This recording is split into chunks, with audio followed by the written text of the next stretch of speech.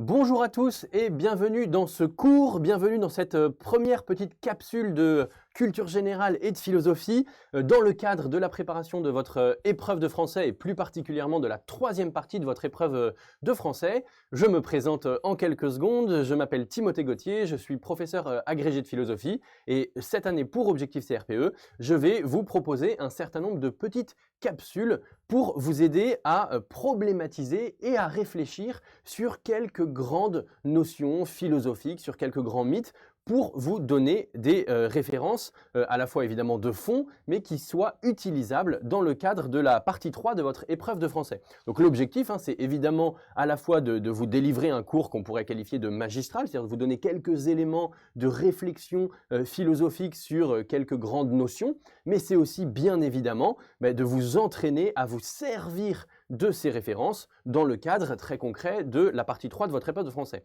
Et donc du coup, le cours va se dérouler aujourd'hui en deux parties. D'abord un petit exposé et ensuite un temps d'exercice pour voir dans quelle mesure vous avez réussi à exploiter les références philosophiques. J'emploie ici le terme philosophique, mais ce sont évidemment des références aussi un peu de culture générale pour vous permettre de bien réussir cette épreuve qui est évidemment, comme vous le savez mieux que moi, complexe. Alors, pour commencer cette petite série de vidéos, j'ai décidé de vous parler du mythe de Prométhée. Alors, pour pas commencer de but en blanc, je vais d'abord essayer de vous donner quelques éléments de contexte. Alors, on va commencer par quelques éléments de contexte. Il faut savoir que je vais vous parler d'une époque qui est la Grèce antique, entre le 6e et le 4e siècle. Quel est le contexte dans lequel est formulé le mythe de Prométhée? On va y revenir ensuite. C'est un contexte dans lequel plusieurs événements ont lieu. Donc je vous ai mis ici quelques images vraiment symboliques de cette période-là. Vous reconnaissez peut-être sur ce buste à gauche la figure j'allais dire de Prométhée, non pas du tout, de Périclès. Périclès, donc le grand orateur, stratège et homme politique grec qui a vécu au 5e siècle à Athènes. Donc c'est à cette époque, notamment, que va naître dans la Grèce antique la démocratie, un nouveau rapport au pouvoir politique dans lequel, dans des assemblées, les citoyens vont délibérer pour mettre en place des lois, choisir des gouvernements. Donc on est vraiment à cette époque-là. On est aussi à l'époque, deuxième image, du développement de l'esthétique classique, c'est-à-dire à l'époque où on a construit notamment le Parthénon, qui a été vraiment construit au cœur du 5e siècle. Évidemment, on est ici avant Jésus-Christ, au cœur du 5e siècle. Qu'est-ce que c'est le Parthénon? C'est évidemment l'idéal même de l'esthétique classique chez les Grecs, avec l'ordre, l'harmonie, la mesure, des proportions parfaitement équilibrées. Vous voyez, donc cette naissance de la rationalité, d'une forme de rationalité politique, d'une forme de rationalité esthétique, elle est aussi contrebalancée à l'époque par des influences qu'on pourrait dire mythologiques. C'est pour ça que je vous ai mis deux autres images. L'image évidemment de Zeus avec sa foudre. Vous allez voir que la foudre va jouer un rôle important dans le mythe de Prométhée, le feu. Donc Zeus, le dieu de la mythologie grecque, le père de tous les dieux, enfin un des pères de tous les dieux. Et ensuite, je vous ai mis aussi une image d'Achille. Achille et son fameux bouclier. Pourquoi je vous ai mis ici une image d'Achille? C'est pour vous montrer qu'à cette époque, il y a aussi encore des éléments de mythologie, des grands héros, et que tous ces éléments-là vont se mélanger pour produire la pensée grecque entre le 6e et le 4e siècle. Donc ça, c'est vraiment le contexte historique et les grands éléments de contexte. Le deuxième élément fondamental de contexte pour comprendre le mythe de Prométhée, c'est de voir qu'à cette époque aussi va naître une nouvelle discipline qui est la philosophie. Et cette philosophie, cette nouvelle discipline, c'est une certaine manière de penser la réalité. Je vous ai mis juste avant une petite image de Zeus. À une certaine époque, on expliquait le monde par référence à des puissances divines. Quand il y avait un accident, c'était le dieu qui punissait l'homme. Quand il y avait un événement climatique, par exemple de la foudre, c'est que le dieu était en colère. Et donc on expliquait la réalité à l'aide de principes mythologiques. Et au 5e siècle, en fait même dès le 6e siècle, un certain nombre de penseurs vont décider ou vont essayer d'expliquer la réalité, non pas par référence à des principes, on pourrait dire religieux ou mythologiques, mais par des principes que la raison découvre, que l'intelligence découvre. Et donc au lieu d'expliquer la foudre, par exemple, par l'intervention de Dieu, de Zeus en l'occurrence, on va l'expliquer en disant non, en fait la foudre, ce n'est pas un dieu qui s'énerve, c'est le nuage et l'eau, et la rencontre entre l'eau et l'électricité d'une certaine manière, je simplifie un peu, qui est présente dans le nuage, produit cette énergie. Et donc on va commencer à expliquer les phénomènes naturels non pas en fonction de principes mythologiques, mais en fonction de principes rationnels. Et c'est ça qui va donner naissance à la philosophie. On va, pour prendre une petite référence, hein, comme le dit le très grand historien des idées Jean-Pierre Vernant, on va passer du mythos, de la parole mythologique, à une parole logique, au logos, hein, du mythos au logos, c'est-à-dire d'une parole mythologique à une parole rationnelle. Et donc on va changer la manière dont on explique le monde. Il y a une sorte de, c'est pareil, toujours une expression de Jean-Pierre Vernant, hein, il y a une sorte de miracle qui se passe à cette époque-là, hein, en un sens non religieux évidemment. Il y a une sorte de miracle qui se passe où se déploie un mode de pensée qui est la pensée rationnelle. Et pour nous, ça nous paraît évident d'expliquer les phénomènes météorologiques, non pas en fonction de Dieu, mais en fonction de notre connaissance rationnelle du monde, mais c'est en fait quelque chose, cette manière de penser, elle a une origine, et cette origine, elle se situe dans la Grèce antique. D'accord? C'est la naissance de la philosophie et d'une certaine manière de penser la réalité. Évidemment, je vous ai mis ici le tableau extrêmement célèbre du peintre italien Raphaël, hein, peintre du 15e, début du 16e siècle, l'école d'Athènes, qui représente justement tous ces philosophes qui ont pensé de manière nouvelle le monde. Et donc parmi tous ces philosophes-là, il y en a un qui est particulièrement important, c'est celui qui est au centre évidemment, et c'est une figure que vous reconnaissez peut-être pour ceux qui ont un peu de culture philosophique ou d'histoire de la peinture, c'est évidemment la figure de Platon que vous reconnaissez avec son doigt levé, je vais vous expliquer ensuite tout ça. Platon qui est-ce? Quelques éléments à retenir, il est né en 428, il est mort en 348, évidemment hein, ante dominum, avant Jésus-Christ. Qu'est-ce qu'il faut retenir de lui très rapidement? C'est un disciple de Socrate, c'est même le disciple principal du philosophe Socrate, hein, on pourra peut-être en reparler dans d'autres capsules. C'est lui qui a fondé l'Académie. L'Académie, en gros, c'est une des premières écoles de philosophie. Il a été le maître d'Aristote, un immense aussi philosophe qui lui succède. Et il est le théoricien de ce qu'on appelle la théorie des idées. Alors, je ne vais pas rentrer dans le détail parce que c'est une théorie qui est assez complexe et sur laquelle on aura sûrement l'occasion de retravailler. Mais l'idée, c'est de dire que toutes les choses sensibles que nous voyons, donc vous voyez ce stylo, cet autre stylo, ce verre d'eau, toutes les choses sensibles que nous voyons, en fait, ne sont dans le fond qu'une forme d'illusion par rapport à la réalité véritable qui est les idées, c'est-à-dire en gros l'idée du verre en soi. C'est ça qui est vrai, les autres choses en fait ne sont que des images de la réalité. Et donc on vit dans un monde d'images et le philosophe c'est celui qui doit aller penser ce qu'est vraiment le verre d'eau et non pas juste ce verre d'eau-là. Alors ça peut paraître un petit peu abstrait, on en reparlera plus tard, je voulais juste évoquer cette idée-là avec vous parce que c'est évidemment une des idées platoniciennes phares. Et quelles sont les œuvres phares de Platon? La République, hein, qui est un traité de philosophie politique, le Banquet, qui essaye de réfléchir sur ce qu'est l'amour, sur ce qu'est le désir, le Phèdre, qui va réfléchir à la beauté et à l'immortalité, à la beauté et à l'immortalité de l'âme notamment, comme dans un autre ouvrage qui s'appelle le Phédon, et enfin le Protagoras. Alors pourquoi je vous parle du Protagoras? Parce que c'est précisément dans le Protagoras qu'est formulé, c'est dans le Protagoras qu'est formulé le fameux mythe de Prométhée.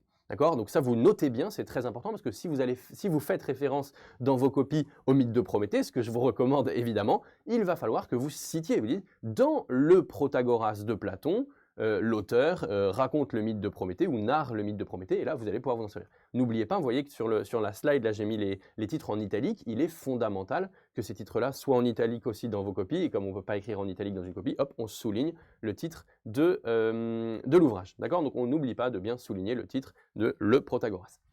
Donc voilà pour le contexte, on va dire culturel, historique et philosophique. Pourquoi c'est important?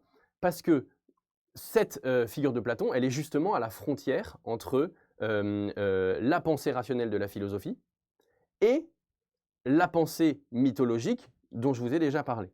Et donc, le mythe de Prométhée, il symbolise parfaitement la manière dont Platon va penser rationnellement dans les habits du mythe. C'est pour ça qu'il ne faut pas prendre le mythe de Prométhée dont je vais vous parler dans quelques instants, donc dont je vais vous lire le texte dans quelques instants, il ne faut pas le prendre comme de manière trop littérale. Hein. C'est vraiment une mythologie et pour autant, cette mythologie, elle veut essayer de penser rationnellement, de manière intelligente, les éléments qu'elle met en scène. Sans plus tarder, du coup, rentrons dans la lecture de ce texte. Il fut jadis un temps où les dieux existaient, mais non les espèces mortelles. Quand le temps que le destin avait assigné à leur création fut venu, les dieux les façonnèrent dans les entrailles de la terre, d'un mélange de terre et de feu, et des éléments qui s'allient au feu et à la terre. Quand le moment de les amener à la lumière approcha, ils chargèrent Prométhée et Épiméthée de les pourvoir et d'attribuer à chacun des qualités appropriées. Mais Épiméthée demanda à Prométhée de lui laisser faire seul le partage. « Quand je l'aurai fini, dit-il, tu viendras l'examiner. » Sa demande sa demande accordée, il fit le partage, et, en le faisant, il attribua aux uns la force sans la vitesse, aux autres la vitesse sans la force. Il donna des armes à ceux-ci, les refusa à ceux-là, mais il imagina pour eux d'autres moyens de conservation. Car à ceux d'entre eux qu'il logeait dans un corps de petite taille, il donna des ailes pour fuir ou un refuge souterrain. Pour ceux qui avaient l'avantage d'une grande taille, leur grandeur suffit à les conserver, et il appliqua ce procédé de compensation à tous les animaux. Ces mesures de précaution étaient destinées à prévenir la disparition des races. Mais quand il leur eut fourni les moyens d'échapper à une destruction mutuelle, il voulut les aider à supporter les saisons de Zeus. Il imagina pour cela de les revêtir de poils épais et de peaux serrées suffisantes pour les garantir du froid, capables aussi de les protéger contre la chaleur et destinés enfin à servir pour le temps du sommeil de couvertures naturelles propres à chacun d'eux. Il leur donna en outre comme chaussures soit des sabots, des cornes, soit des peaux calleuses et dépourvues de sang. Ensuite, il leur fournit des aliments variés suivant les espèces, aux uns l'herbe du sol, aux autres les fruits des arbres, aux autres des racines. À quelques-uns même, il donna d'autres animaux à manger. Mais il limita leur fécondité et multiplia celle de leurs victimes pour assurer le salut de la race. Cependant, Épiméthée, qui n'était pas très réfléchi, avait sans y prendre garde dépensé pour les animaux toutes les facultés dont il disposait. Et il lui restait la race humaine à pourvoir, et il ne savait que faire. Dans cet embarras, Prométhée vient pour examiner le partage.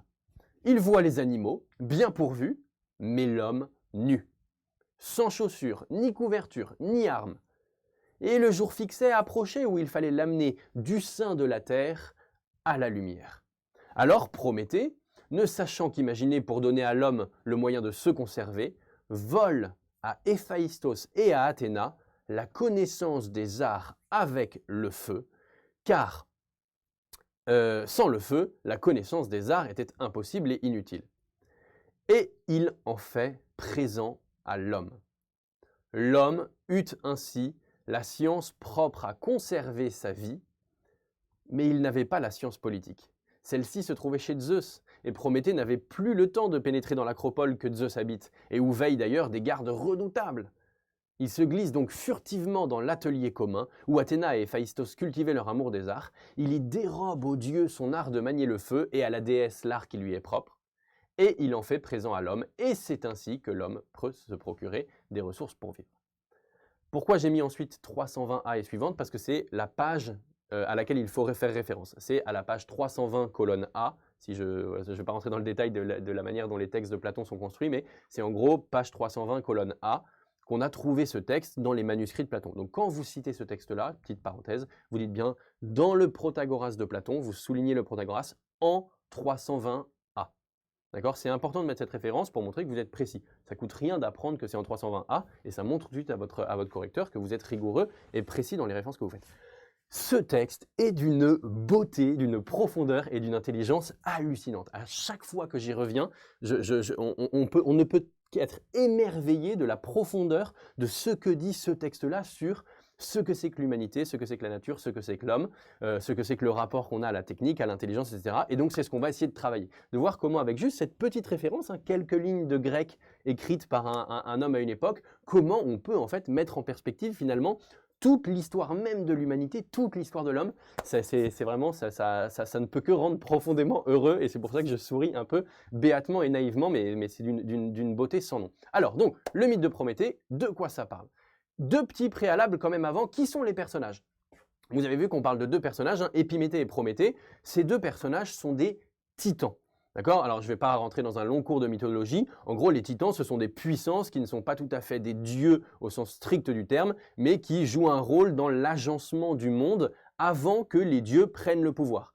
Les dieux vont prendre le pouvoir et ensuite contre les titans, et ensuite les titans vont être mis au service des dieux, si je simplifie un petit peu la mythologie grecque. Et donc, il y a deux titans, Épiméthée et Prométhée. Épiméthée et Prométhée sont frères, d'accord? Et qu'est-ce que signifie leur nom d'un point de vue étymologique? Ça, c'est très intéressant. Épiméthéus, là, je vous ai mis le terme en grec pour peut-être ceux qui ont fait du grec à l'école ou en classe préparatoire ou à la fac. Épiméthéus, hein, qu'est-ce que ça signifie? Ça veut dire celui qui réfléchit après coup. Okay, c'est celui qui ne réfléchit pas avant d'agir. Pour la petite anecdote, c'est aussi le mari de Pandore. Vous savez, Pandore, la boîte de Pandore, on en reparlera peut-être. Et donc Prométhée, c'est un titan aussi, le frère d'Épiméthée. Et lui, en revanche, Prométhéeus, c'est celui qui réfléchit au contraire avant. C'est celui qui est prévoyant. Et donc qui réfléchit avant d'agir. Épiméthée est un peu tête en l'air. Vous l'avez bien vu dans le texte, il oublie de donner aux hommes les qualités qui vont leur permettre de survivre. À l'inverse, Prométhée est celui qui anticipe et qui réfléchit avant d'agir. Maintenant qu'on a mis en place un petit peu les personnages, on va essayer de réfléchir ensemble au sens que revêt ce texte. Quels sont les éléments fondamentaux du texte? Alors, si je devais récapituler un petit peu les idées principales à retenir, les voilà. J'en ai mis 4, évidemment, on va les détailler et je vais vous expliquer un peu plus en détail, mais l'idée c'est que si vous devez retenir vraiment 4 éléments fondamentaux, tout est là. La première idée, c'est que pour pallier les insuffisances de son état naturel, pour faire en sorte que l'homme puisse compenser justement ce qu'il n'a pas quand il naît, l'homme, à la différence des animaux, dispose de l'intelligence, d'accord, vous voyez, qui est symbolisée ici par le feu, on va y revenir, l'intelligence symbolisée par le feu, donnée par les dieux. Et cette intelligence, elle lui donne le moyen de produire artificiellement les conditions de sa survie. L'homme n'a pas naturellement les conditions de sa propre survie. D'accord? Si vous voyez, si je prends un exemple très concret, si vous prenez un petit bébé, on va en reparler, mais si vous prenez un petit bébé, il n'a pas par lui-même les moyens de survivre. En revanche, l'homme peut produire artificiellement de quoi prolonger sa vie, c'est-à-dire en fait tout simplement au départ de survivre. Comment il le fait? Si on mélange intelligence et moyen de produire, en fait, c'est ce qu'on appelle la technique. Et grâce à la technique, l'homme va pouvoir compenser ses déficiences naturelles. Et les déficiences naturelles, le fait qu'il ait une vue très faible, par exemple, comme moi, ou le fait qu'il n'ait pas une énorme touffe de poils sur tout le corps pour ne pas avoir froid dans l'hiver, grâce à la technique, l'homme va compenser ses déficiences naturelles et son instinct très faible. L'instinct de l'homme est relativement faible par rapport à plein d'autres animaux. Attention, ne me faites pas dire ce que je dis pas, ça ne veut pas dire que l'homme n'a pas d'instinct, mais l'instinct de l'homme est beaucoup plus faible que celui des autres animaux. Et donc, troisième idée très importante à retenir, par son intelligence, l'homme inaugure le domaine de la culture. Il inaugure le domaine de la culture. Qu'est-ce que ça veut dire ici? Ça veut dire que puisqu'il peut produire artificiellement le monde qui l'entoure, puisqu'il peut produire artificiellement et non pas de manière naturelle et spontanée tout le monde qui l'entoure, mais en fait, cette intelligence, cette technique, elle introduit le domaine de la culture par rapport au domaine de la nature. Vous voyez bien que les animaux n'ont pas de culture au sens propre du terme. Nous, on a une culture qui nous permet de produire des maisons d'énormément de manières différentes. Alors que les castors, ils ne se disent pas, tiens, aujourd'hui, je vais vraiment faire une maison, mais complètement réinventer la maison. Non, le castor, naturellement, il produit son barrage. Nous, culturellement, on va pouvoir produire des maisons de type très différent. Et donc, du coup, par son intelligence, l'homme paraît s'élever au-delà de l'animalité, parce qu'il fait plus que ce que font les autres animaux. Et en ce sens-là, on y reviendra, on a l'impression qu'il se rapproche de Dieu, d'une certaine manière. Parce que par son intelligence, vous voyez bien que dans le mythe de Prométhée, l'intelligence, c'est un vol qu'on a fait aux dieux.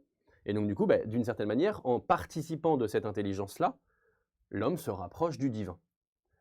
Et dernier élément fondamental qui va être très intéressant du coup pour la problématisation de vos sujets, c'est que la technique apparaît à la fois comme une bénédiction et une malédiction. Je ne vais pas rentrer plus avant dans cette idée-là parce qu'on va la développer évidemment. Alors, si on devait maintenant déterminer les grands thèmes pour les détailler et essayer d'aller un peu plus loin dans l'analyse du mythe de Prométhée, il faut comprendre que avant toute chose, le mythe de Prométhée, vous l'avez vu dans tout le début du texte notamment, c'est une grande réflexion philosophique sur la nature. Alors quels sont les éléments importants à retenir? C'est que la nature, dans le mythe de Prométhée, elle est bien faite. D'accord? La nature est bien faite, elle constitue un équilibre harmonieux, d'accord, et juste. La nature est ordonnée, okay, parce qu'elle est faite par l'intelligence du titan, en l'occurrence d'Épiméthée au départ, qui a pris toutes les qualités que Zeus lui a données, enfin que les dieux lui ont données pour pouvoir, voilà, créer le monde tout simplement, et le faire de manière ordonnée. Alors comment se manifeste cet équilibre harmonieux et juste? Par un système de balance et de compensation individuelle et collective à la fois. Pourquoi je dis individuelle et collective à la fois? C'est parce que individuel, c'est que par exemple, si le hérisson n'est pas très rapide, le hérisson, vous êtes d'accord avec moi, c'est pas un léopard, c'est pas un guépard, alors, donc il n'est pas très rapide, donc il est vulnérable. Parce que si vous n'êtes pas très rapide, vous risquez de vous faire bouffer. Mais du coup, dans son intelligence et dans sa sagesse, Épiméthée a donné des pics au porc-épic ou au hérisson. Pardon, je ne suis pas un spécialiste du tout de la différence entre porc-épic et hérisson. Et je pense que c'est un hérisson sur l'image quand même. Le hérisson, il peut se défendre grâce à ses pics. L'aigle, il a sûrement des défauts, mais en revanche, il a des grandes qualités. C'est qu'il a un bec qui lui permet de couper sa viande, mais il n'a pas vraiment, je ne sais pas quels sont les défauts de l'aigle, d'ailleurs, j'aurais dû m'enseigner davantage sur les défauts de l'aigle, mais en revanche, il a une vue très perçante qui lui permet de saisir aisément ses proies. La baleine, par exemple, elle a un certain nombre de qualités, mais elle a besoin de sortir hors de l'eau pour pouvoir rejeter dans l'air ce qu'elle doit rejeter. Bref, à chaque fois, vous voyez, les animaux ont des qualités ou des défauts. Ça, ce sont des compensations individuelles. Des compensations individuelles. Chaque animal a des qualités et des défauts qui viennent se compenser pour sa propre survie. Mais cette propre survie, elle se joue aussi à un niveau, j'allais dire, cosmologique, au niveau du monde lui-même. C'est-à-dire que la baleine, par exemple, elle doit se nourrir de poissons, mais elle doit en manger énormément. Donc si Épiméthée avait mis le même nombre de baleines et le même nombre de, je sais pas, disons que les baleines mangent des sardines ou des planctons, s'il y avait le même nombre, évidemment, les baleines seraient très rapidement mortes parce qu'elles auraient mangé très rapidement tous les stocks de poissons de la mer. Et donc du coup, la fécondité des baleines est réduite par Épiméthée, c'est-à-dire qu'une baleine, ça se reproduit peu. Pareil, je ne suis pas un spécialiste de zoologie, mais je sais que les baleines se reproduisent peu, alors que les poissons se reproduisent énormément. Et donc, forcément, ça se compense, parce qu'il suffit de quelques baleines pour manger des millions de poissons, mais comme les poissons se reproduisent énormément et les baleines se reproduisent peu, vous voyez, il y a une compensation à la fois individuelle et collective. Tout ça fait qu'il y a de l'ordre, de la justice, de la beauté, de l'harmonie. Vous voyez bien, je parlais tout à l'heure du Parthénon. Pourquoi le Parthénon, c'est un bâtiment magnifique à l'époque des Grecs? Parce que c'est un bâtiment ordonné, parfaitement symétrique, dans lequel les proportions sont justes, elles sont mesurées. Et bien là, c'est pareil. La nature est bien faite, elle est belle, elle est ordonnée, elle est harmonieuse, elle est juste. Alors oui, bien sûr, il y a un peu de violence parce que les animaux se mangent entre eux, mais tout ça concourt à la survie de tous. Et c'est ça qui est important. Vous voyez, deux phrases à retenir et à apprendre par cœur. Épiméthée appliqua ce procédé de compensation à tous les animaux. Donc sans exception, les animaux participent de ce règne harmonieux. Et en même temps, à quoi ça sert ces mesures? C'est pour prévenir la disparition des races, c'est-à-dire en fait garantir la pérennité des espèces animales. Et donc du coup, c'est une bonne chose. Hein, c'est une bonne chose. Pour paraphraser la Bible, on pourrait dire que Épiméthée trouve que cela est bon, parce que de fait, les races peuvent perdurer dans leur existence, et donc du coup, l'ordre est, on va dire, immuable. Mais, et c'est là que c'est évidemment très important d'être attentif, évidemment, il y a un couac, tchac, c'est que dans cette nature cosmologique, hein, cosmos en grec, hein, c'est vraiment le monde, donc le monde ordonné, il y a le chaos en grec et il y a le cosmos. Le cosmos, c'est le monde ordonné, le chaos, c'est le monde qui n'est pas organisé. Et donc, dans ce cosmos, il y a une anomalie. D'accord? Il y a une anomalie. Qu'est-ce que ça veut dire en grec, une anomalie? Vous connaissez peut-être ça, vous avez peut-être appris ça en français, mais le alpha privatif, en grec, le a quelque chose ensuite, ça veut dire sans quelque chose. Anomalie, ça veut dire que il y a une exception dans la règle. Nomos, ça veut dire la règle. Et donc, anomalie, ça veut dire qu'il y a une exception dans la règle. Et cette anomalie, dans le règne de la nature, c'est l'homme. D'accord? La nature humaine est relativement à celle de l'animal, extrêmement faible et démunie. L'homme naît nu. Et ça, c'est très important. C'est évidemment le cœur du mythe de Prométhée. L'homme naît nu.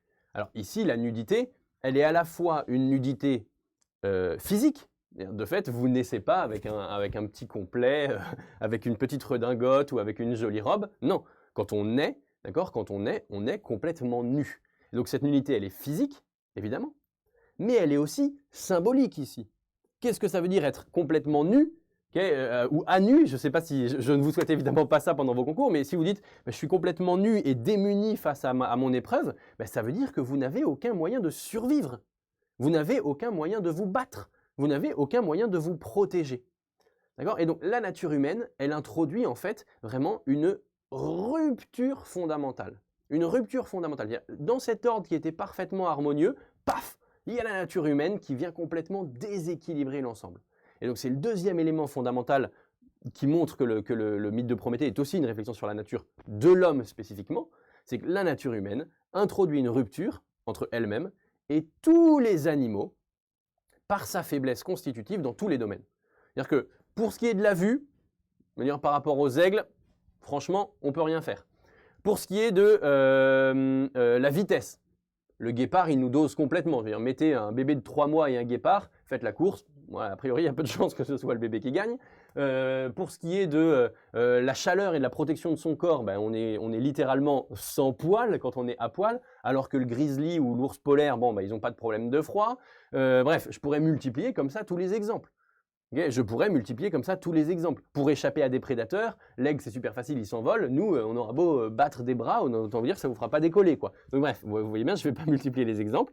Ce qu'il faut retenir du coup dans cette idée, c'est que quand Prométhée vient examiner le passage, il voit les animaux bien pourvus, cette citation qu'il faut apprendre, il voit les animaux bien pourvus, mais l'homme nu, sans chaussures, ni couverture, ni armes, et le jour fixé approchait où il fallait l'amener au sein de la terre à la lumière.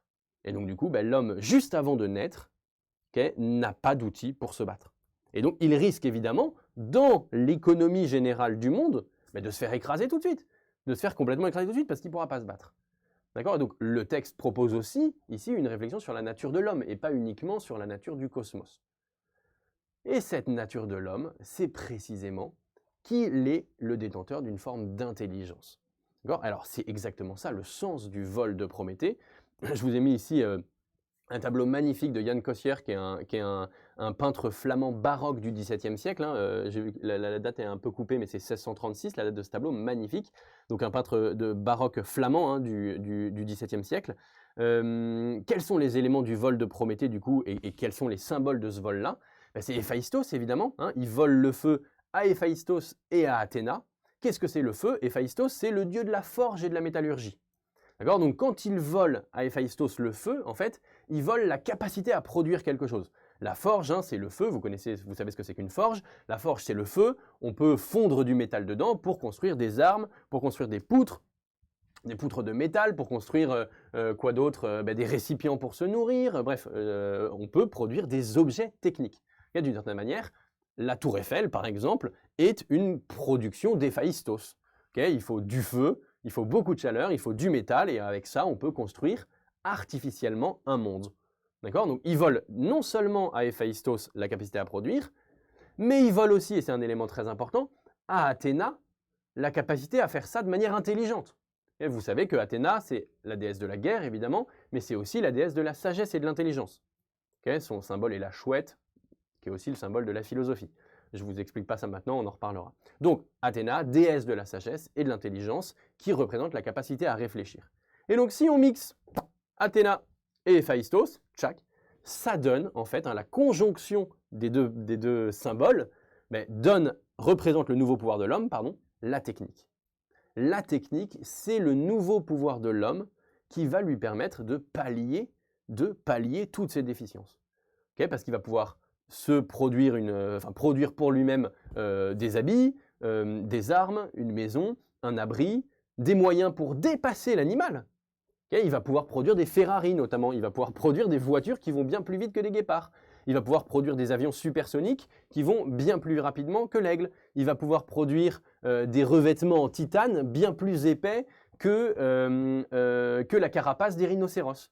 Et donc du coup, la technique, qui était un élément au départ assez finalement humble dans l'homme, une toute petite graine, germe d'intelligence, une petite lumière dans l'intelligence, qu'on ne voit même pas au départ quand on regarde l'homme, en fait, ce petit élément de feu volé, c'est ce qui va permettre à l'homme de s'élever largement au-dessus de l'animalité, voire même d'être comparable à des dieux.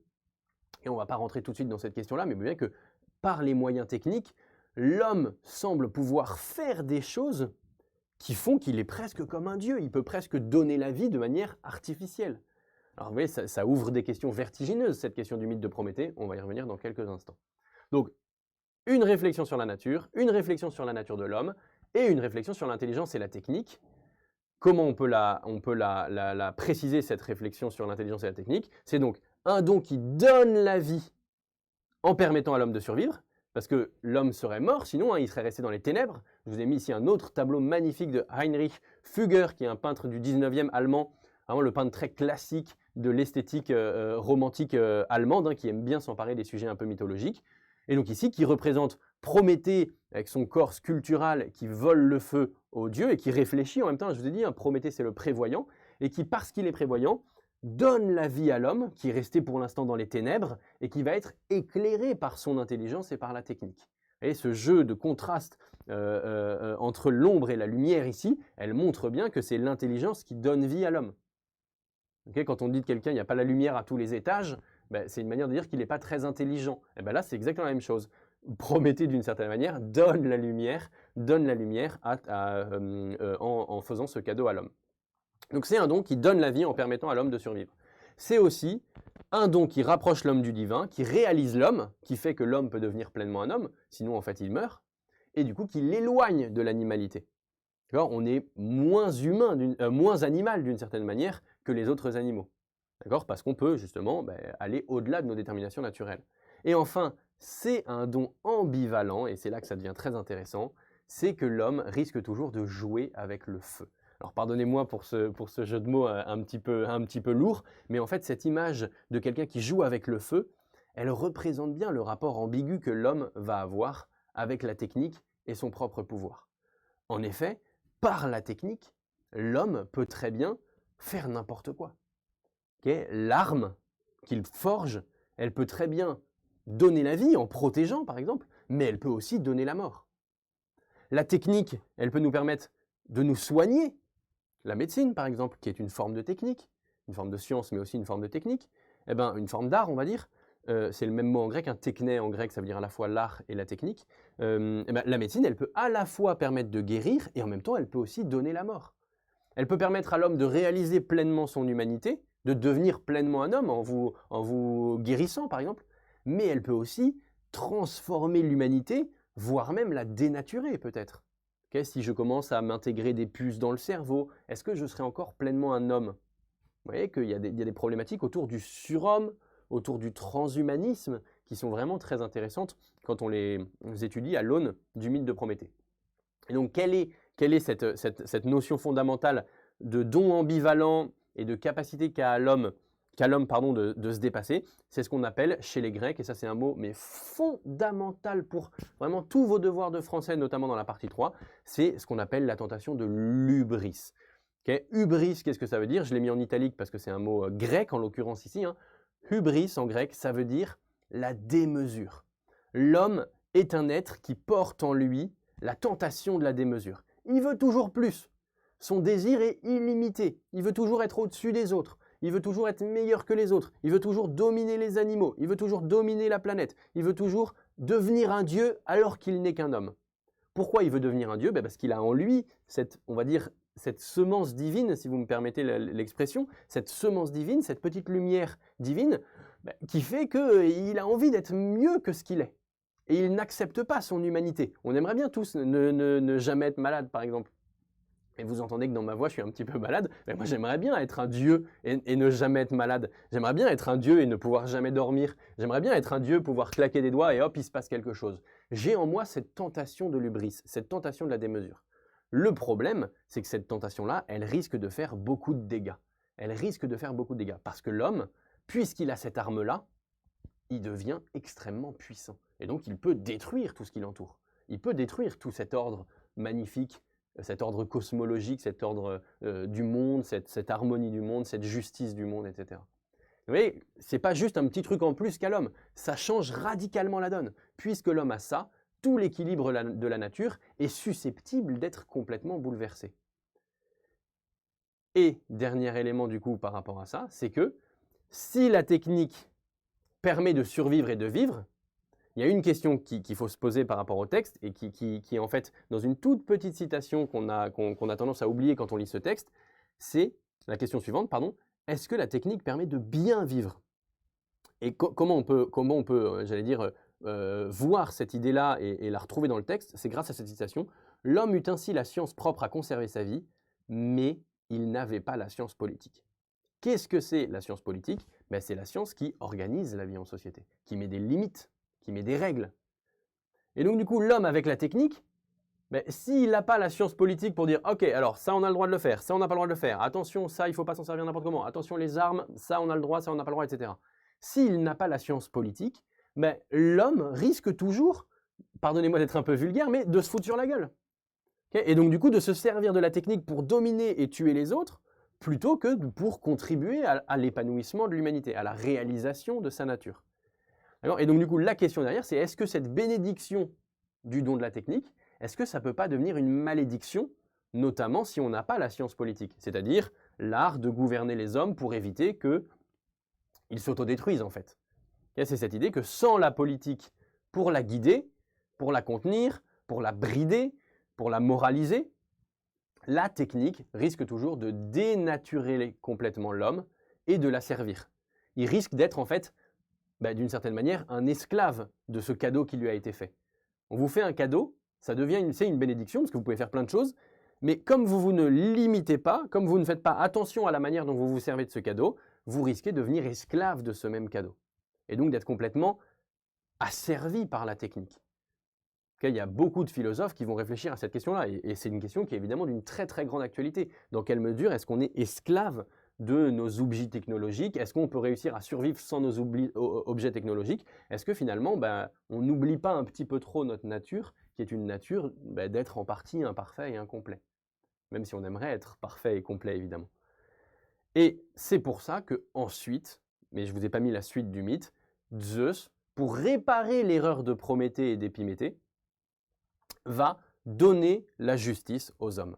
Et donc on voit bien que ce texte-là qui réfléchissait au départ sur la nature et sur la culture, c'est Ovide, et la culture de l'homme, je veux dire, c'est évidemment aussi un texte qui vous parle de la politique. Parce que sans la politique, l'organisation de la vie entre les hommes n'est pas possible et risque toujours de mener à la perte et à la destruction même de l'homme. Vous voyez, la richesse de ce texte est hallucinante. Et pourquoi il y a cette dimension un peu tragique aussi, que l'homme risque toujours d'être asservi? C'est ce qu'on voit notamment dans la punition qu'a reçue Prométhée. Puisque Prométhée a volé à Zeus,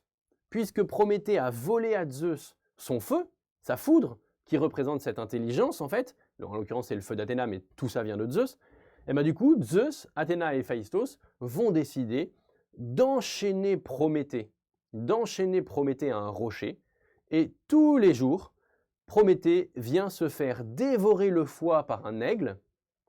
Et vous savez que le foie, c'est un des organes qui se reconstitue. Et donc du coup, dans la nuit, son foie se reconstitue. Et le matin, hop, l'aigle débarque et lui bouffe son foie. Et tous les jours comme ça, il est enchaîné.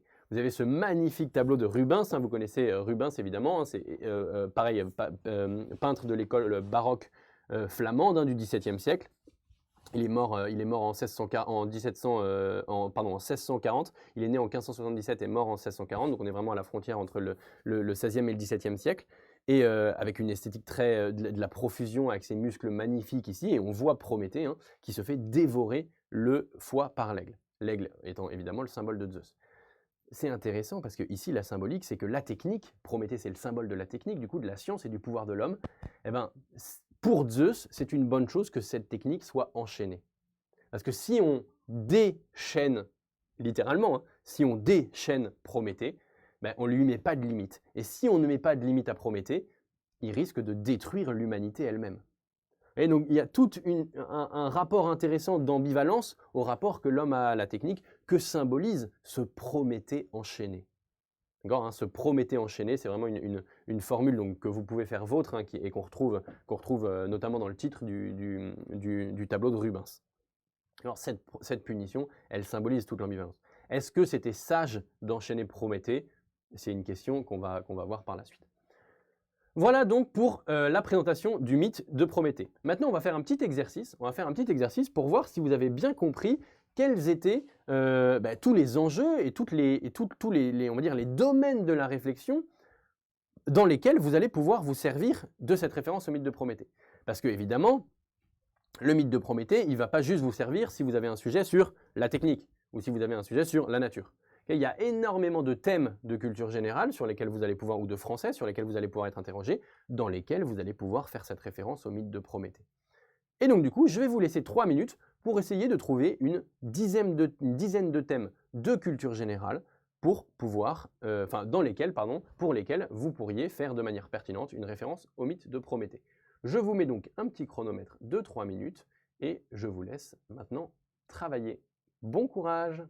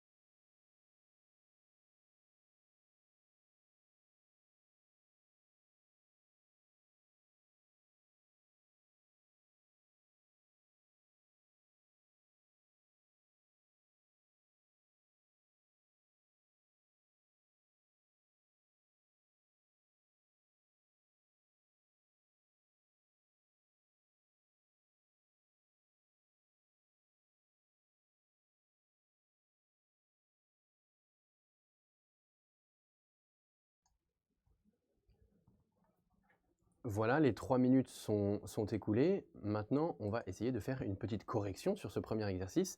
Alors évidemment, j'imagine que vous avez trouvé un peu, on va dire, les thèmes évidents. L'enjeu pour votre épreuve, c'est certes de pouvoir mobiliser des références qui sont évidentes.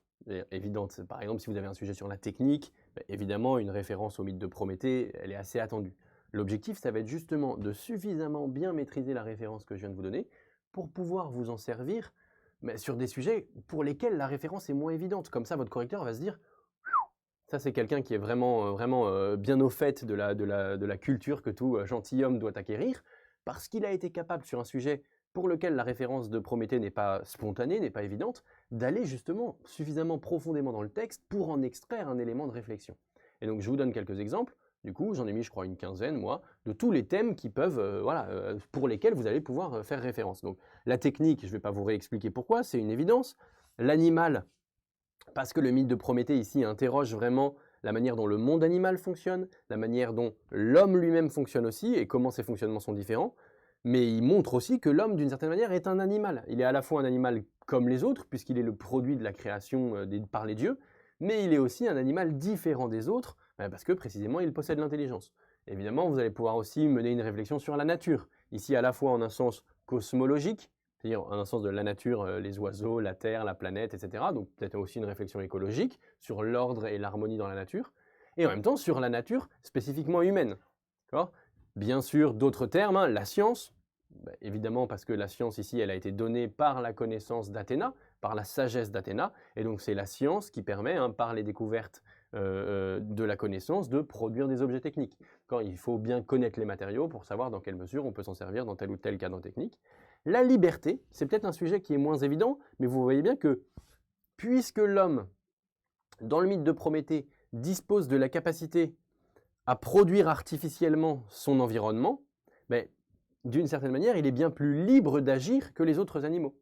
Le castor n'est pas libre de choisir la manière dont il va agencer son barrage, encore une fois.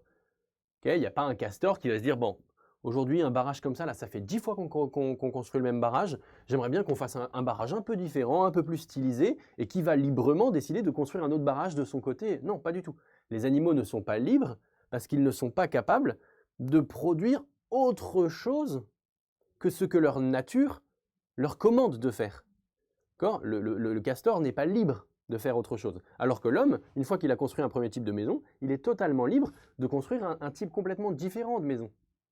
C'est pour ça que j'ai mis un autre thème en balance ici, qui est celui de la culture. La culture, en fait, ici, elle est rendue possible par l'intelligence que que Prométhée a donnée aux hommes avec son vol de Zeus. J'ai mis aussi d'autres notions qui sont moins évidentes. La responsabilité, par exemple. Vous voyez bien que l'homme ici a un grand pouvoir, et donc vous connaissez cette fameuse phrase, hein, un grand pouvoir implique de grandes responsabilités, qui est une phrase notamment citée dans l'excellent film Spider-Man. Un grand pouvoir implique de grandes responsabilités. Si l'homme a ce pouvoir fondamental de la technique qui fait qu'il est vraiment au-dessus des animaux, voire qu'il est presque comme un dieu, ça veut dire que sa responsabilité dans, j'allais dire, la gestion du monde, hein, dans la gestion de sa maison, cette responsabilité, elle est aussi immense. Puisqu'il a un pouvoir presque divin, peut-être que sa responsabilité, elle est d'une certaine manière comparable ou analogue à la responsabilité que pourrait avoir un dieu dans la création du monde, par exemple. Évidemment, une des réflexions fondamentales, on va y revenir aussi, un des thèmes fondamentaux, c'est bien sûr le progrès. Parce que le symbole, la technique, ce qu'elle permet, c'est à l'homme de progresser d'un point de vue matériel, peut-être aussi d'un point de vue moral, on y reviendra. L'identité, évidemment, ça peut être un thème intéressant aussi, parce que précisément, l'homme est celui qui, par son intelligence, va pouvoir définir qui il est. Et encore une fois, si je reviens à mon exemple du castor, l'identité du castor, elle est relativement fixe, parce qu'il est prisonnier d'une certaine manière de sa nature. Alors que l'homme, par les moyens techniques, il peut, paradoxalement, s'il veut même presque changer sa nature. Et donc son identité, qui il est, c'est pas quelque chose qui est aussi fixe et aussi stable que l'identité du hamster ou l'identité de la girafe. Vous voyez, donc on peut aussi, sur un sujet autour de l'identité, amener la référence à Prométhée.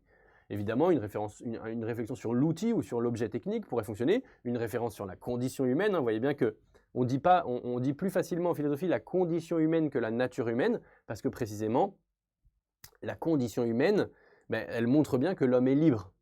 Alors que si on parlait de nature humaine, on dirait c'est relativement fixe. C'est pour ça que souvent en philosophie, on parle de condition humaine plutôt que de nature humaine. Et enfin, d'autres thèmes, évidemment, la politique. Je vous ai déjà suffisamment expliqué pourquoi, pour montrer que la politique, c'est celle qui doit ordonner les choses dans un monde que l'homme peut potentiellement désordonner. L'éducation, évidemment, aussi, parce que si l'homme a ce nouveau pouvoir et cette nouvelle responsabilité, il faut lui apprendre les choses. Il faut lui apprendre à se servir de ces outils. Encore une fois, pardon de devenir obsessionnel avec les castors, mais le castor, on n'a pas besoin de lui apprendre grand-chose. Le castor, très rapidement, il sait faire son barrage de manière innée, de manière naturelle, de manière spontanée. Un bébé girafe, par exemple, quand ça tombe du ventre de sa mère, au bout de quelques minutes, ça s'est déjà marché. Alors que des enfants d'1 an et demi, 2 ans, parfois, ne savent pas encore marcher. Au bout de 2 ans, vous vous rendez compte? Par rapport à une girafe qui elle, marche super vite. Donc vous voyez que le mythe de Prométhée, il permet de montrer aussi que l'homme est un être d'éducation, alors que les autres animaux, eux, ont directement, de manière spontanée, les moyens pour survivre, j'allais dire, naturellement. Une réflexion aussi sur l'instinct, je ne vais pas vous réexpliquer pourquoi, mais si vous avez ce type de thème, vous pouvez évidemment en parler. Une réflexion sur la justice et sur la manière dont ce monde est harmonieux. Une réflexion aussi intéressante sur l'esclavage pourrait naître d'une étude du mythe de Prométhée. Est-ce que l'homme n'est pas esclave de sa propre nature? Est-ce que l'homme n'est pas esclave de la technique? Est-ce qu'au contraire, la technique émancipe l'homme? Et enfin, une réflexion liée à cette notion d'hubris, dont je vous ai parlé tout à l'heure, une réflexion autour de la notion de limite. Donc si vous avez un sujet par exemple sur la frontière, si vous avez un sujet sur la responsabilité, si vous avez un sujet sur la question de la démesure ou la question de la volonté d'avoir toujours plus, eh ben, vous allez pouvoir évidemment réfléchir à partir du mythe de Prométhée. Okay, donc ça c'était un premier exercice, je ne sais pas s'il était facile, mais en tout cas voilà, relativement évident. Maintenant qu'on a fait ça, je vais vous donner un deuxième exercice qui lui va être un peu plus compliqué et pour lequel je vais vous donner une quinzaine de minutes, qui va consister, à partir d'un énoncé que je vais vous donner, essayer justement de problématiser et d'argumenter à partir du mythe de Prométhée. C'est-à-dire que vous allez voir l'énoncé qui va s'afficher et vous dites, voilà, si j'avais ce sujet-là et que j'avais, entre guillemets, que le mythe de Prométhée dans ma besace de candidat. Si j'avais que le mythe de Prométhée, comment je pourrais quand même répondre de manière riche, intelligente et problématique au sujet qui m'est proposé. Et donc, je vous donne ce sujet-là et je vais vous laisser 15 minutes pour faire cet exercice-là. Toute avancée technique est-elle un progrès?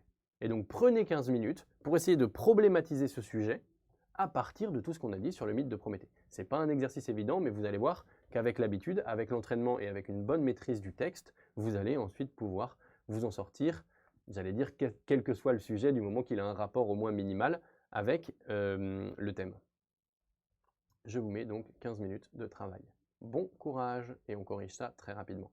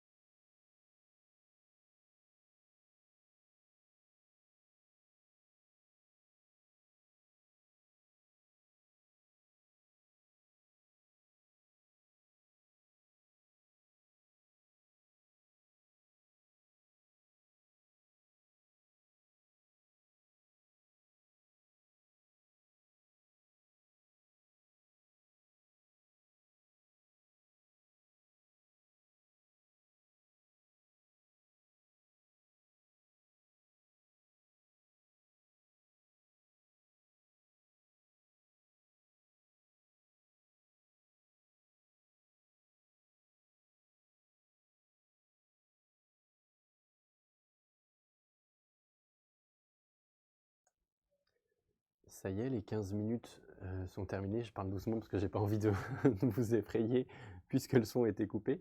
Donc les 15 minutes sont terminées et on va pouvoir corriger ensemble ce petit travail que je vous demandais, hein, qui consiste, je le répète, à essayer de montrer la tension dans le sujet. Hein, c'est ça, problématiser, c'est essayer de trouver une tension dans un sujet et ensuite d'essayer de répondre à cette tension, de détendre cette tension grâce à des arguments évidemment tirés de certaines références. Alors, toute avancée technique est-elle un progrès? La problématisation ici, en quoi elle pourrait consister? À faire ressortir en fait 4 éléments principaux, évidemment en lien avec Prométhée, bien sûr. Hein, ici, je problématise uniquement avec la référence de Prométhée. On pourrait dire bien d'autres choses. Hein. C'est évidemment de montrer tout d'abord l'ambivalence de la figure de Prométhée et de son don. D'accord? Ambivalence de la figure de Prométhée et de son don, c'est à la fois une bénédiction, hein, je vous ai déjà expliqué pourquoi, et en même temps une malédiction, je vous ai aussi déjà expliqué pourquoi. Cette ambivalence du don, elle se retranscrit ensuite dans l'ambivalence du pouvoir de l'homme lui-même. Alors, il peut faire des grandes choses, mais ces grandes choses peuvent paradoxalement se retourner contre lui. Alors, il y a un don qui est bénéfique, puisqu'il arrache l'homme à la faiblesse de sa condition native. Vous pouvez très bien d'ailleurs retenir les petites formulations que je vous donne ici. Hein. Il arrache l'homme à la faiblesse de sa condition native, de sa condition d'homme nu, littéralement et symboliquement, et il lui permet donc de se réaliser. Donc ça, c'est évidemment bénéfique, parce que sans la technique, l'homme ne pourrait pas progresser, c'est-à-dire tout simplement être un homme. C'est en même temps une malédiction, parce que ce don risque de se retourner contre lui si l'homme ne s'impose pas des limites. Et la technique elle-même ne fixe pas les limites. La technique elle-même, dans sa définition même, ne fixe pas les limites. D'ailleurs, souvent on dit, puisqu'on peut le faire, pourquoi on ne le fait pas? Si on peut le faire, ça ne veut pas dire que c'est une bonne chose de le faire.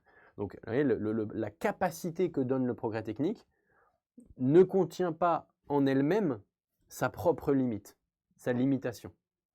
Et donc, du coup, c'est ici qu'il va falloir faire une distinction entre ce qui relève du progrès technique et ce qui relèverait du progrès moral ou politique. D'accord? Et donc c'est comme ça qu'on peut problématiser, hein, c'est en montrant l'ambivalence du rapport que l'homme entretient avec la technique, évidemment en lien avec la notion de progrès. Comment on peut argumenter? Je vous ai mis une liste de 4 arguments, donc je vais vous les développer. Alors attention, hein, je ne prétends pas ici dire quoi que ce soit de très nouveau par rapport à ce que j'ai développé dans le reste de la vidéo, mais c'est pour vous montrer comment on peut rédiger des petits paragraphes en lien avec ce sujet-là. Un premier argument qui serait celui de la réalisation. L'idée, c'est que toute avancée technique est un progrès, puisqu'elle permet à l'homme de réaliser sa nature d'être inachevé. Et puisque l'homme est un être inachevé, pour être achevé, il doit progresser, parce qu'il est dans un état A et il doit passer à un état B. Et ça, qu'est-ce qui permet de passer d'un état A et d'un état B, ou d'un état 1, on va dire, à un état 2? C'est justement la technique. Donc, toute avancée technique est un progrès, dans le sens elle permet à l'homme d'être vraiment un homme. C'est par la technique que l'homme peut devenir ce qu'il est appelé à être. L'homme, d'une certaine manière, a une vocation. Il doit devenir un être qui se sert de la technique pour être pleinement un homme. Et cette réalisation peut légitimement être considérée comme une accession à un degré supérieur d'humanité. En gros, on pourrait dire que l'homme devient pleinement homme quand il ne se balade pas tout nu dans la forêt en train d'essayer de manger des racines pour survivre. Là, on dirait plutôt que c'est une personne qui ne réalise pas pleinement son humanité. S'il ne sait pas s'exprimer, s'il ne sait pas se servir de sa raison, etc., il tiendra plus de la bête ou du monstre que du plein épanouissement de l'humanité. D'accord? Et c'est pour ça d'ailleurs qu'on éduque les gens, qu'on éduque l'humanité pour qu'elle puisse manifester toute sa richesse, toute son intelligence. Donc ça, ce serait un premier argument pour dire, oui, toute avancée technique semble être un progrès dans la mesure où... Pourquoi j'ai mis supérieur d'humanité, un degré supérieur d'humanité et référence ensuite? C'est pour vous montrer que la référence, elle vient ensuite compléter votre idée. Vous donnez une idée et ensuite la référence vient la nourrir, vient la rendre plus précise et plus riche. Un autre argument qu'on pourrait mobiliser, c'est celui que j'appelle l'argument de la neutralité axiologique. Alors, qu'est-ce que c'est l'axiologie? C'est la réflexion sur les principes et les valeurs, ce qui est bien et ce qui est mal. Et donc, l'argument de la neutralité axiologique, c'est un terme un petit peu compliqué, c'est l'idée que la technique en elle-même, vous voyez, ce stylo-là, il n'est pas, c'est un objet technique en soi, il n'est pas bon, ou ce micro, il n'est pas bon ou mal. Il est neutre d'un point de vue du bien ou du mal. On ne pourrait pas dire, ouais, micro, super. Non, c'est l'usage qu'on va faire du micro qui va le rendre, qui va être bon ou mal. Ce stylo-là, on pourra dire, c'est vraiment un stylo qui fait bien, enfin qui est éthique. Non, pas du tout. L'usage éthique de ce stylo, c'est par exemple, je ne sais pas moi, d'écrire pour transmettre la connaissance. Un usage non éthique de ce stylo, ce serait par exemple de m'en servir pour crever l'œil de mon voisin. Vous voyez, enfin, exemple absurde. Mais donc, une avancée technique, l'argument de la neutralité axiologique, le voici, une avancée technique n'est pas nécessairement porteuse d'une charge morale déterminée, soit positivement, soit négativement. La valeur morale se situe non pas tant dans sa réalité même, que dans l'usage que l'on en fait. Vous voyez bien qu'avec, je ne sais pas moi, si on découvrait par exemple une arme, ben, cette arme elle peut servir à protéger ou elle peut servir à attaquer, et en fonction de ça, ben, l'usage qu'on en fait est différent. Un couteau, ça peut servir à sauver des vies, ça peut aussi servir à en ôter. Et donc la question c'est quelle est la responsabilité de l'homme, non pas est-ce que la technique en elle-même est bien ou mal. Du coup de dire bah non, c'est l'homme qui en fait une régression ou un progrès avec l'usage qu'il en fait, mais sinon toute avancée technique est un progrès. Ok? Donc deuxième argument, l'argument de la neutralité axiologique.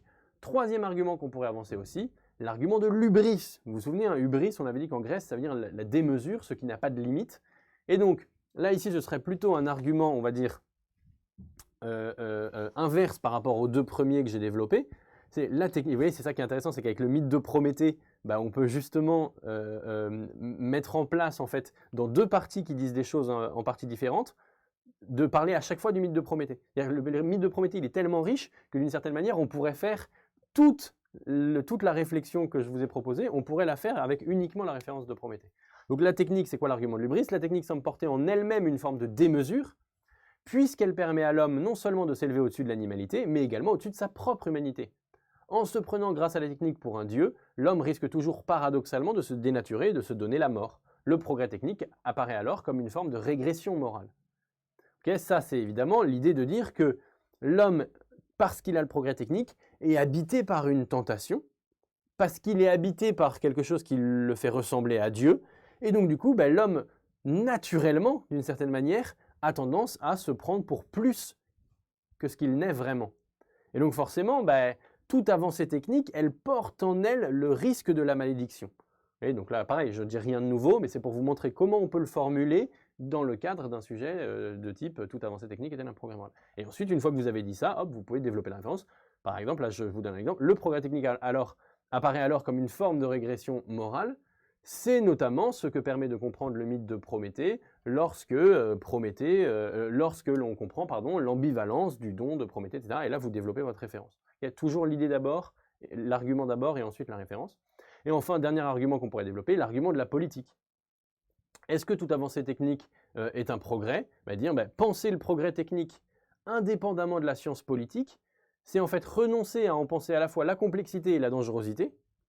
Pour être un progrès, l'avancée technique doit donc toujours être mise au service du bien commun. Et qui est censé déterminer le service du bien commun? Enfin, ce que c'est que le bien commun, c'est évidemment la politique. Et donc là, on pourrait dire, c'est ce que montre le mythe de Prométhée. En effet, si la technique est un don fait aux hommes, en revanche, les hommes ne reçoivent pas au départ la science politique. Et donc, le fait que ce don leur manque montre bien que la science politique est ce qui permet de faire en sorte que le progrès technique soit mis au service du bien commun et donc de l'épanouissement de l'homme, de sa réalisation en tant qu'homme, etc., etc. Donc, eh bien, ici, encore une fois, la référence, elle consisterait à se concentrer sur le fait que ce petit détail qu'on oublie souvent quand on lit le mythe de Prométhée, qu'il manque des choses à l'homme une fois qu'il a reçu la technique. Okay, et c'est pour ça d'ailleurs que Zeus va ensuite, ça vous pouvez le dire en conclusion, que Zeus va ensuite leur donner, en conclusion de votre argument, je veux dire, que Zeus va leur donner la justice, et que cette justice, elle est justement la vertu de la science politique. L'homme qui est un bon homme politique, c'est celui qui met en place un régime qui est juste, c'est-à-dire qui vise la vertu, qui vise le bien. Vous voyez, on pourrait encore avoir cet argument pour dire, non, en fait, toute avancée technique n'est pas un progrès. La condition, ça pourrait être dans une troisième partie notamment, la condition pour qu'une avancée technique soit un progrès, c'est qu'elle soit mise au service du progrès politique et moral de la communauté. Ok?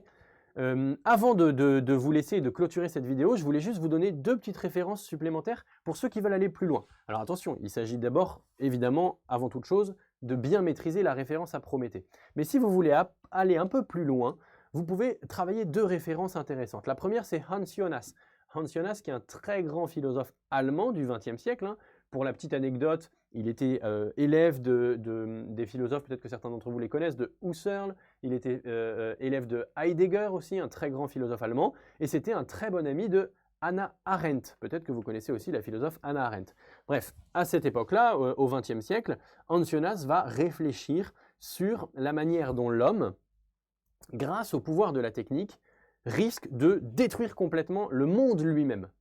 Il écrit cet ouvrage en 1979 à une époque où l'homme a la capacité de détruire la nature complètement. Vous voyez, dans les années 80, il y a eu la bombe atomique, il y a eu énormément de prédation sur la nature, de pillage des ressources, etc. Et donc du coup, il va dire, on est aujourd'hui dans une situation où Prométhée est définitivement déchaîné. Vous voyez, j'ai mis entre guillemets cette citation, parce que c'est une citation d'Ancionas. Et il va dire, le Prométhée définitivement déchaîné a besoin qu'on le réenchaîne. Et c'est ça qu'il va appeler le principe responsabilité. Il faut être responsable et donc il faut absolument réenchaîner Prométhée parce que Prométhée a été définitivement déchaîné au XXe siècle. Donc il faut remettre des chaînes, il faut réattacher Prométhée à son rocher d'une certaine manière. Sinon, Prométhée risque de détruire complètement l'humanité elle-même. La nature de l'homme, avec la question du transhumanisme, et la question évidemment, détruire la planète elle-même, avec la question de l'écologie. Et donc, vous voyez, à cette époque-là, Ancionas va développer cette idée qu'il faut mettre en place un principe de responsabilité. C'est ce qui a inspiré notamment le principe de précaution. Ancionas, c'est un des pères de l'écologie contemporaine. C'est un des pères notamment de l'écologie allemande, en fait. Et donc, c'est de dire, il faut mettre des chaînes à Prométhée pour éviter qu'il soit déchaîné au sens littéral et au sens figuré. Alors, évidemment, là, le jeu de mots que vous pouvez faire sur déchaîner est magnifique, parce que c'est un jeu de mots de Ancionas, mais du coup, il renvoie parfaitement à la démesure de la technique et en même temps aussi au mythe lui-même, à la littéralité du mythe. C'est-à-dire en gros, Prométhée a effectivement dans le mythe été enchaîné. Bon, je ne vais pas vous expliquer ce jeu de mots-là parce que vous l'avez évidemment compris. Mais donc voilà, très bonne référence, Ancionas, si vous voulez aller un petit peu plus loin. C'est un ouvrage qui est évidemment compliqué, c'est un ouvrage de philosophie assez intéressant mais qui peut être un peu parfois de haut vol. Si vous lisez juste le début dans lequel justement Ancionas parle du Prométhée définitivement déchaîné, ce sera vraiment suffisant. Et une autre référence que je veux vous donner, parce que je l'affectionne particulièrement, c'est une référence de Mary Shelley. Vous connaissez tous Frankenstein. Alors, on a tendance à confondre, attention, un Frankenstein et son monstre. Attention, c'est le docteur Frankenstein qui a fait un monstre. Et donc, quand on parle du monstre de Frankenstein, en fait, on parle du monstre d'un docteur. C'est le docteur Frankenstein. Et le sous-titre de cet ouvrage de Mary Shelley, qui est évidemment un auteur du 19e siècle anglais, le sous-titre, c'est Frankenstein ou le Prométhée moderne. Vous savez que Frankenstein, c'est ce savant, le docteur Frankenstein, qui va réussir à créer la vie à partir de plein de bouts de cadavres. Il va reconstituer un homme et il va réussir à lui donner la vie. Et comme un dieu, en fait. Comme un dieu qui donne la vie à une créature qui est morte. Comme une forme de résurrection, en fait. Et donc, du coup, ce texte-là, le Frankenstein ou le Prométhée moderne, c'est ce qu'on appelle un roman épistolaire, un roman par lettres, et c'est un des grands romans gothiques. Il y a un roman assez sombre qui réfléchit sur la vie, sur la mort, sur le pacte avec le diable, sur les questions mystiques, religieuses. Et donc, c'est un roman qui est assez sombre. On appelle ça un roman gothique, qui est un peu l'anticipation du roman noir ou du roman d'horreur. Mais il porte aussi, ce roman, une certaine philosophie, une réflexion philosophique pour dire, est-ce que le pouvoir de la science ne risque pas toujours de se retourner contre son créateur ? Parce qu'effectivement, on peut faire des choses qui nous assimilent à Dieu. Le problème, c'est qu'ensuite, notre créature risque toujours de nous échapper. Et donc, n'hésitez pas à aller j'allais dire voir, parce qu'il y a eu plein de films, évidemment, plein de films célèbres qui ont été tournés à partir de ce roman épistolaire. Mais surtout, essayez d'aller lire Frankenstein ou le Prométhée moderne. Ça vous fait évidemment une référence sur la technique, sur le monstre, sur la difformité, sur la beauté, sur la responsabilité, sur le pouvoir de la science, etc. Tout ça, évidemment, ce sont des thèmes qui sont susceptibles de tomber pour votre épreuve de culture générale. Voilà donc 2 références pour aller un peu plus loin. Je ne vais pas vous prendre davantage de votre temps. Merci en tout cas de l'attention que vous avez pu porter à ce petit cours. Je reste à votre disposition et je vous dis surtout à très bientôt pour une nouvelle petite capsule de philosophie et de culture générale afin de vous permettre de réussir votre concours. À très bientôt et merci de votre attention.